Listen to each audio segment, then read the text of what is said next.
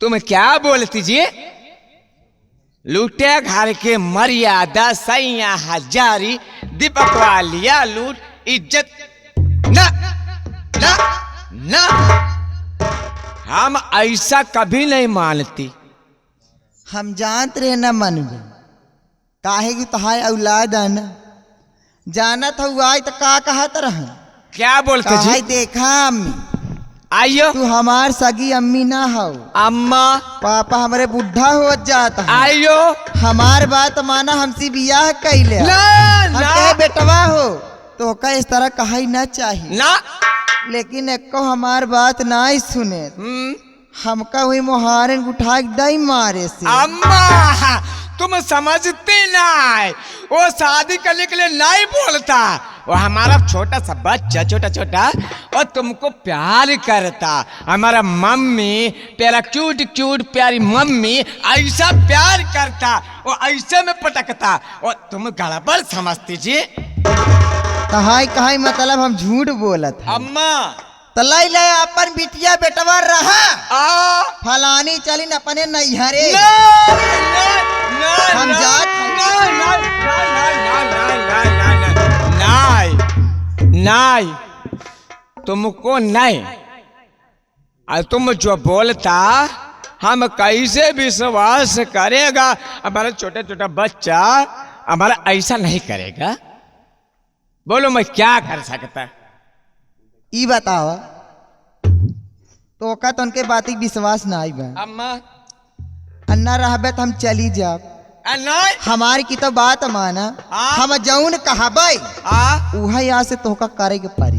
बोलो हम यही कहे चाहते हैं अम्मा सबसे पहले तू हमारे सर पे हाथ रख के कसम खा कि हाँ हम करबै हमका विश्वास है। तुम्हारे सर की कसम जो तुम बोलेगी हम करेगी। करोगे ना? पक्का पक्का जी। सुना फिर सूरज हो से पहले अम्मा ज्योतिया और दीपिका का इस दुनिया से उस दुनिया में भेज दे, यानी खत्म कहानी को काट दे। अगर ना करे तो लाई लाई अपन बिटिया बेटवा रहा अपने मायके। देखो वो छोटा बच्चा तुम बोलो हम उसको कुछ भी बोलेगी, लेकिन देखो ये छोटा छोटा बच्चा हम उसको पाला पोसा इतना से इतना कर दिए छोटे छोटे बच्चे, हम ऐसा कैसे करेगा जी? हम जानते रहे कहीं ना पाऊ ना तो ना कहीं पाऊबे लैला दीपिका का रहा ना हम तो जाब ना तुम जाएगी घरे में रहबे तो हम रहब या तो वो दुई नौ रही है। अम्मा जौन करेगी बा तो का डिसाइड करेगी बा। तुम रहेगी उसको हम काटेगी, लेकिन तुम भी एक वादा करेगी क्या? हमको छोटा छोटा 10-12 बच्चा देगी। मैं दूंगी। नहीं देगी तब हम तुमको भी काटेगी। भी काटना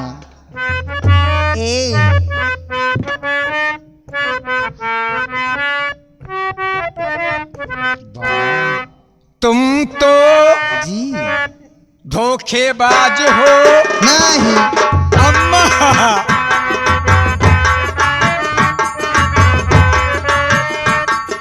तुम तो धोखेबाज हो, वादा करके भूल जाती हो तुम तो। अम्मा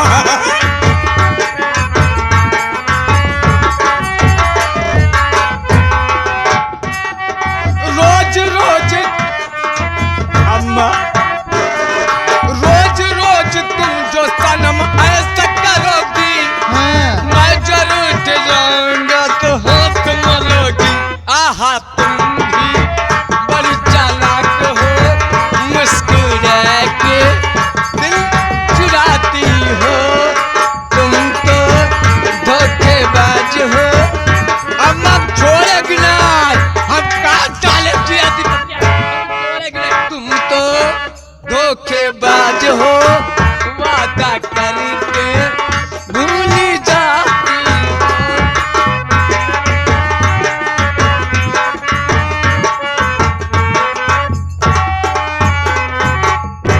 वाह जे का मन सेधु दिए ऐसे दिए नहीं क्यों देबई न कर का बताई भैया है एक एक मन सेधु यस पारा बतावा शरीर में जान बा ना कुछ ना तब चढ़ी बा इनके जवानी घोड़ की ना उल्ला तहन कहीं माटी दिया उन्हें कहना बा इसी साथ मैं चलना भी चाहती हूँ कहना है अरे हमारा जवानी गरम मसाला हो हमारा जवानी गरम मसाला हो कि कबले साहब का साला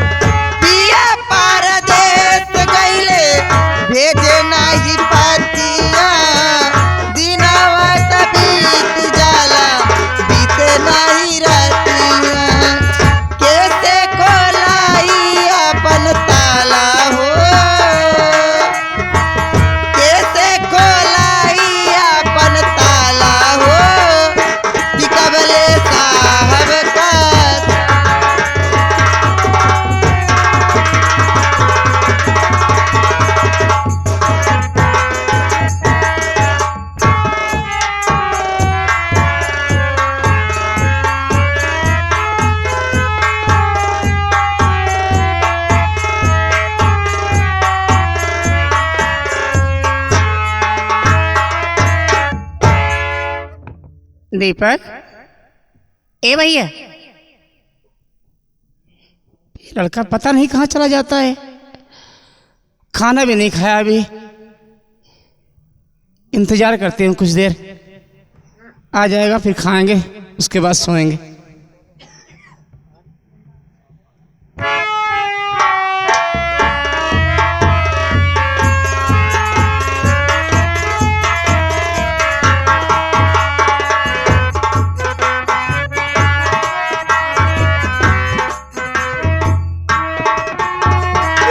हे परमात्मा अरे आज मैं अपने बाबूजी के मुख से क्या सुन रहा हूं आज मेरे बाबूजी ने उसी मैभा महतारी के कहने में आकर के अरे हम भाई बहन को काटने के लिए कसम खाएंगे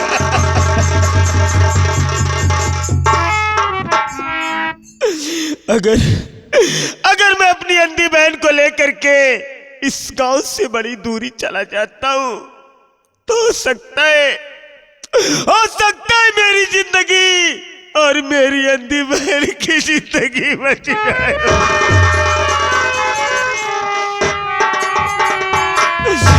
अरे माई ए माई अरे आज तू अब के छोड़ के मातारी अरे तू भगवान के प्यारी हो गई लियो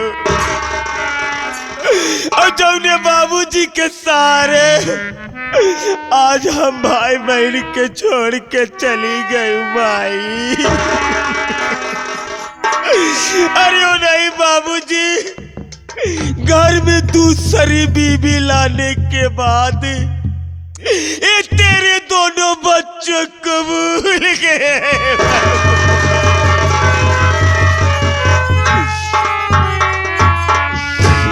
अगर मैं सुबह होने से पहले अपनी बहन को लेकर के इस गांव से बहुत दूर चला जाऊं तो सकता है मेरी जिंदगी और मेरी बहन की जिंदगी बच जाए भगवान।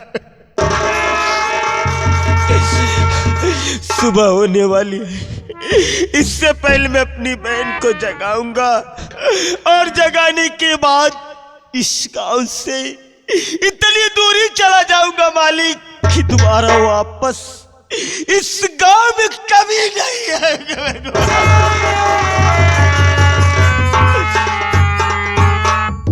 सबसे पहले मैं अपनी दीदी को जगाता हूं।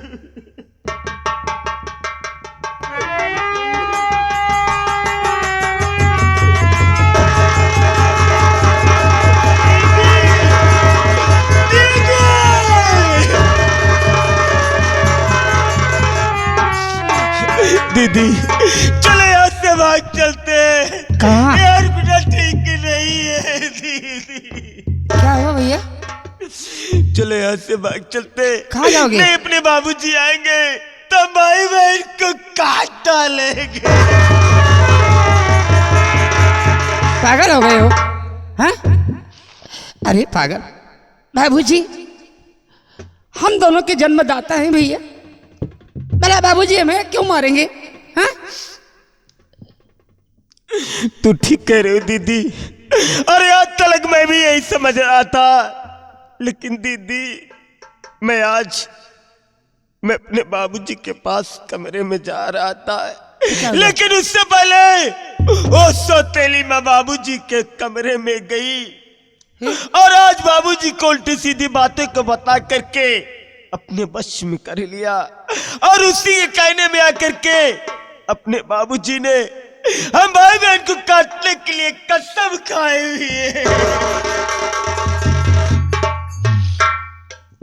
अरे दीदी, अरे तुझे यकीन नहीं है तो मैं दरवाजे के पास खड़े होकर के सारी बात सुन रहा था।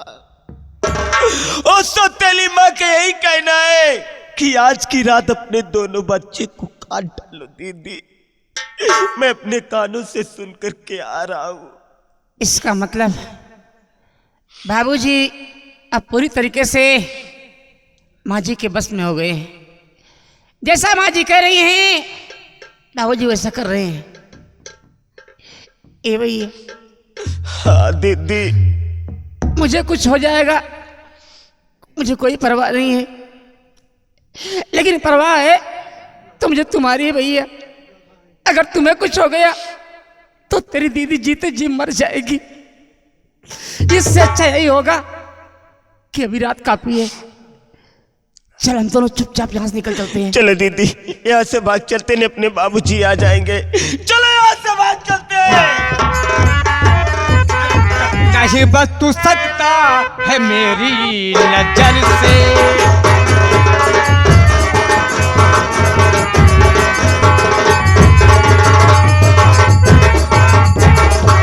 अरे नहीं बच तू सकता है मेरी नजर से, और कहाँ लेके जाता है ज्योतिया को से।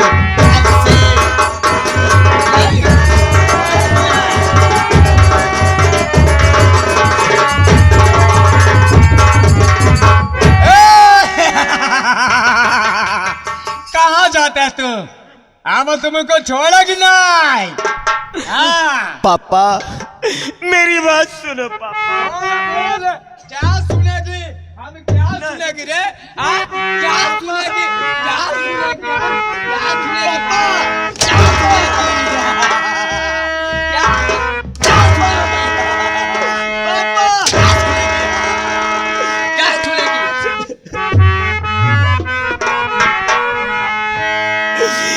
कि सगे बाप मेरे। हाँ पापा हमको मालूम। बोल, सगा बाप कि सगे बाप मेरे बनो ना कसाई, चला जाऊंगा छोड़ घर बहन भाई।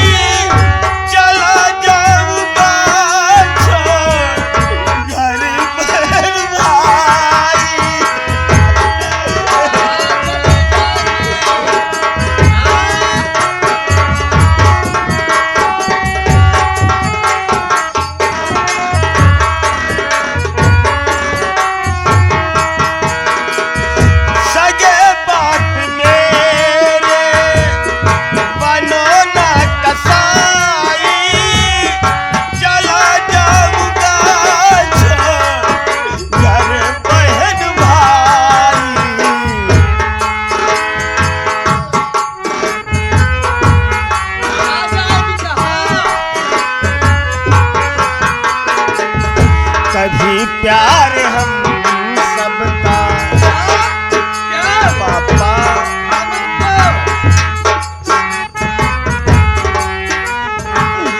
कभी प्यार हम सबका अपना दिए ना, कभी प्यार हम सबका अपना दिए ना, जब से घर में ले आए सोते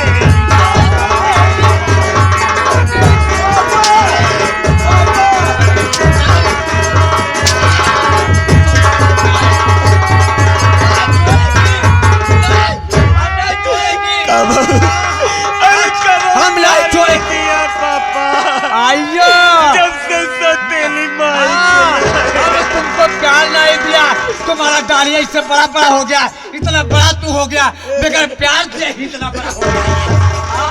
हम प्यार नहीं दिया, हम प्यार नहीं दिया। बाबूजी, बाबूजी क्या हो गया है आपको आज? बाबूजी हमारी बात सुनो कि पौआ पकड़ के रोई है बिटिया बेचारी, पौआ खजाना कवन बीरना के मारी। हम मार के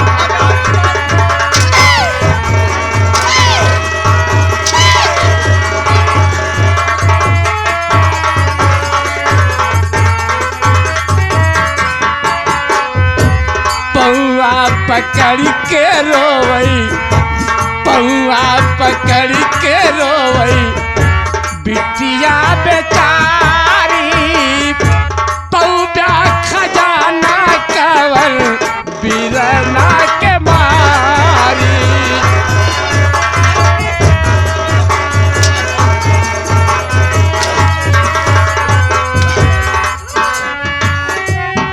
बाबूजी माई के जियाता जावन प्यार हमें दिहाना, मैं भाग के मोह में वसूल कैली आना।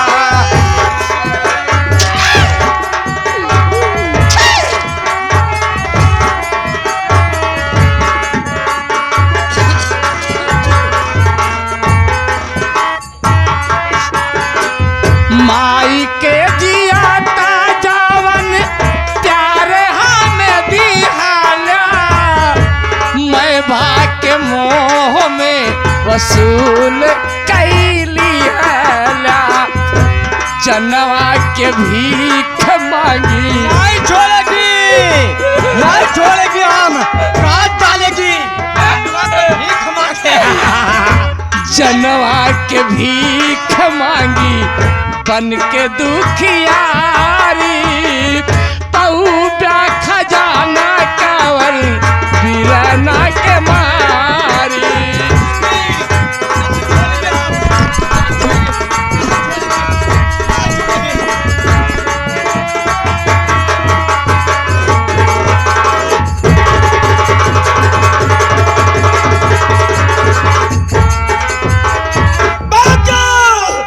जनवा के भीख मांगी, जनवा के भीख मांगी बन के दुखियारी, पौआ खजाना कावर बीरना के मारी।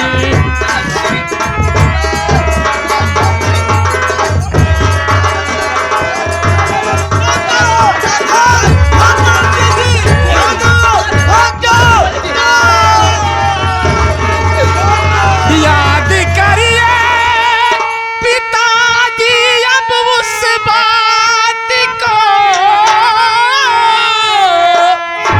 माँ के मरते समय खाए थे जो कसम, दोनों बच्चों को खुशहाल रखूं सदा, दोनों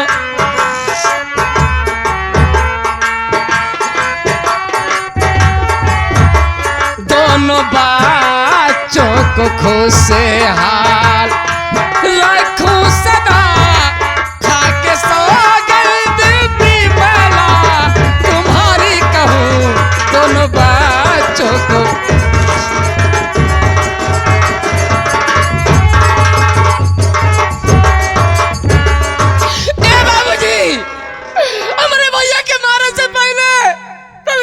कसमिया याद करो बाबू, जब हमारी माई अंतिम सांस लेत रही तो हमारे माई के मुड़वा अपने गोड़वा पे रख के कवर कसमिया खाया है बाबू। बिमला तू चिंता मत कर, तुझे कुछ नहीं होगा, मैं तेरे साथ हूँ। अगर तुझे कुछ हो भी गया तो बिमला मैं तेरे सर की कसम खा के कह रहा हूँ कि तेरे दोनों औलाद को कभी अपने आप से जुदा नहीं करूंगा, हमेशा अपने सीने से लगा के रखूंगा। अरे काया जो कसमिया तू भुलाई गया।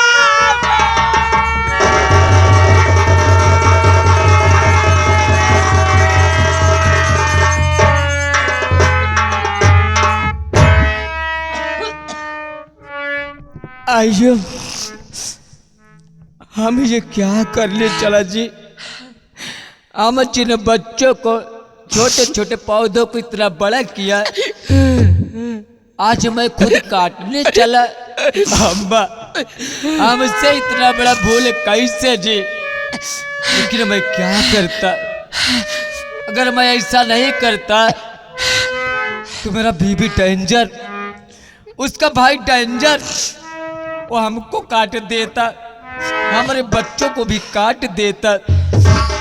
एक काम करो, मेरा बच्चा, बोलो बाबूजी, मेरा बेटी, हाँ तुम लोग यहाँ से भाग जाओ, जितना जल्दी हो सके भाग जाओ। मेरा बच्चा तुम भाग जाओ। ठीक है बाबूजी, भाग जाओ। आप कहते हैं तो हम भाई बहन यहाँ से बहुत दूर चले जाएंगे और दोबारा कभी अपनी सूरत नहीं दिखाएंगे आपको बाबूजी। हम जा रहे हैं। भाग जाओ मेरा बच्चा, तुम लोग भाग जाओ। ए भैया, दीदी चल बाबू, आज से इस घर से हम भाई बहन का दाना पानी रूठ गया रे, रूठ गया। लेकिन दीदी, अरे हम भाई बहन चलेंगे तो कहाँ चलेंगे, कहाँ जाओगी दीदी? ए बाबू, बहुत बड़ी दुनिया है, हम कहीं दूर चले जाएंगे, भीख मांगकर अपना पेट भरेंगे, लेकिन इस घर में हम नहीं रहेंगे।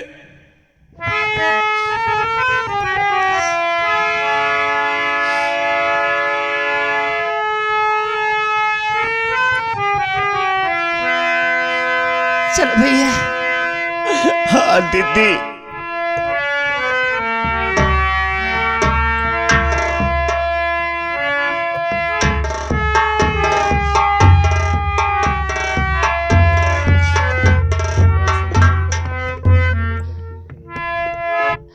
क्या विधि का लिखाना केहू अब मेटन हारा,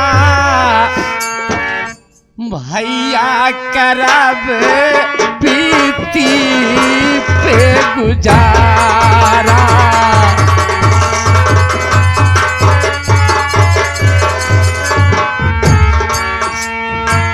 विधि का लिखाना केहू, विधि का लिखाना केहू मेटन हारा, बिरना करब बीती पे गुजारा।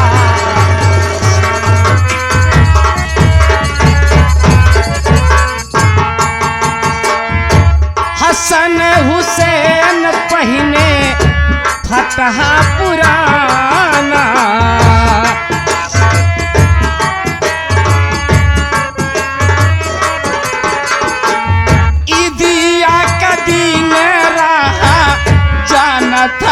बा